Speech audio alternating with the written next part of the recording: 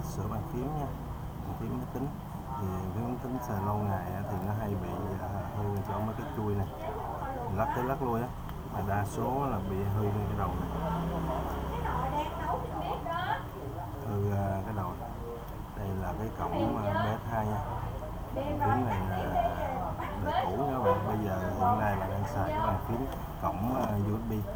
Thì đầu PS2 này thì nó có mấy chân này, khi cắm ta cắm máy tính là cắm đúng chiều mũi tên nha các bạn. Cắm sai gãy chân mà nó hư thì mình tháo ra mình đo, mình nghi nó bị đứt cái này mình đã cắt bỏ. Ở đây mình tháo ra nha. Thì mình phải có đồng hồ đo thân mạch nha các bạn. Mình để than X1, mình để than X1 đo thân mạch, mình đo từng chân, mình coi dụ mà chân đỏ đây, đi vô dây màu đỏ, chân đỏ nó lên tim ha, rồi đến chân màu vàng mình đo hết chân.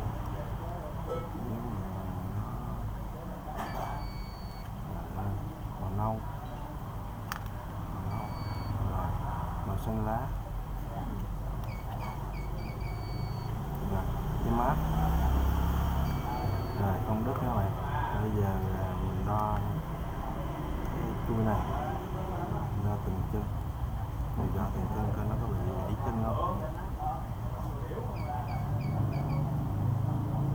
Đa số là mình đo thân mạch các bạn.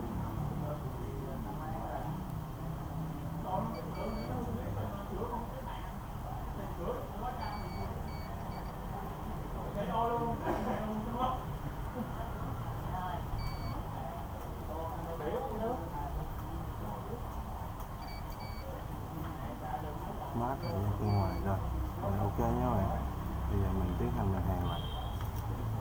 Mình có thể thay chuyển sang đầu USB cũng được, thì cũng có đầu USB cũng 5 giây. Mình sử dụng những thân cũ như các bạn.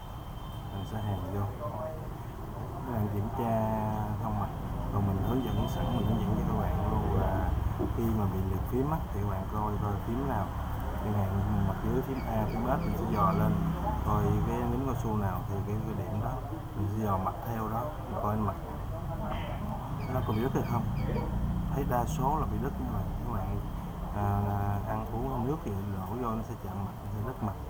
Thông thường á, cái cách thông thường á, thì là mình dùng cái keo dẫn điện mình sẽ nói là, còn mấy bạn không có keo dẫn điện á, thì giải pháp của mình hay xài các bạn, thì mình sẽ dùng một cái cọng dây độc, mình đập dẹp ra dây điện á, mình tước ra, lấy cọng mỏng thì mỏng nha các bạn, mình tước ra rồi mình lấy một mình để cho dây dẹp xuống, mình lấy cái búa đập dây dẹp xuống, rồi mình đi theo cái mạch đó.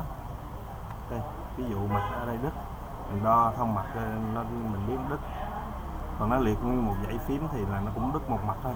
Thì mặt chính nó đứt thì nó sẽ liệt một loạt phím như A, S, K thì nó đi nguyên dãy phím đó, thì mình cũng dò mặt coi chỗ nào đứt thì mình sẽ cách của mình á, chỗ nó mặt đứt á mình đặt lên rồi mình kẹp cái miếng đồng, ví dụ đây miếng đồng, nhưng mà con này là miếng chì, ví dụ mặt đây đứt mình nẹp vô chỗ đó, xong mình lấy keo, băng keo á bạn, mỏng á, mình dán vô, ví dụ để mình làm ví dụ cho bạn coi ha.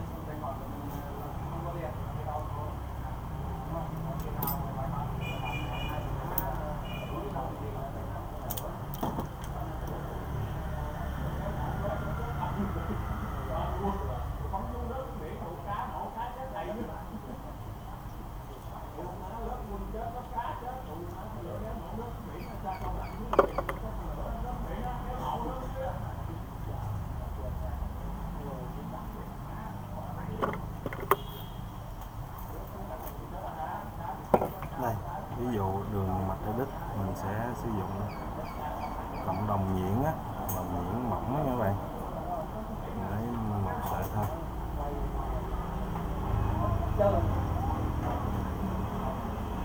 Rồi mình lấy dùng băng keo, mình dán cộng đồng này lên đây,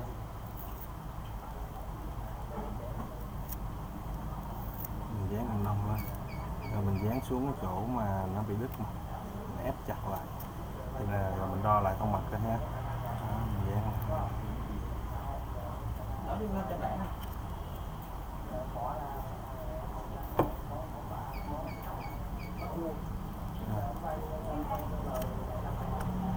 Mình dán lại là xong các bạn nhé.